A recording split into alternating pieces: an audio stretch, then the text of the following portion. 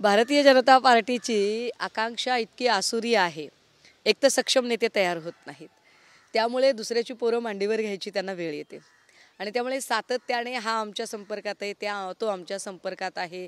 माझं काय म्हणणं आहे की एवढे सगळे आमदार EVMच्या कृपेने ताब्यात घेतल्यानंतरही अजून स्वायत्त यंत्रणा, जसं इलेक्शन कमिशन तुमच्या हातात आहे तशी ईडी पण तुमच्याच हातात आहे, घरगडी आहेत तुमचे सगळे. तर ते ईडी बिडी सगळं ब्लॅकमेल करून अजून काही लोक न्यायचे असतील तर त्यांनी ते बिनधास्त न्यावेत. तुम्ही निवडणुका जिंकून सरकार म्हणून कशासाठी आलात? लोक फोडण्यासाठी आलात की या महाराष्ट्राला स्थिर सुशासन देण्यासाठी आलात? याचा थोडासा विचार करा. तुम्ही खुशाल काय फोडाफोडीचं राजकारण करायचं ते करा, परंतु बीड मस्साजोगमध्ये भर दिवसा सरपंचाची झालेली हत्या, पुण्यामध्ये झालेली सतीश वाघांची हत्या, पुण्यातलं वाढतं गुन्हेगारीचं प्रकरण किंवा जालना अंबडमध्ये 11वीत शिकणाऱ्या तरुणीने केलेली आत्महत्या, ह्या सगळ्या प्रकारांना बघता तुम्ही खातेवाटप कधी करणार आहात? जबाबदाऱ्यांचं वाटप कधी होणार आहे?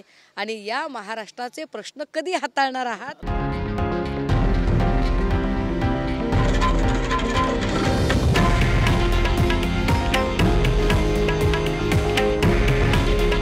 हे आहे देशातील नंबर 1 न्यूज नेटवर्क आणि आपण पाहत आहात TV9 मराठी. काळजी तुमची, हित महाराष्ट्राचं.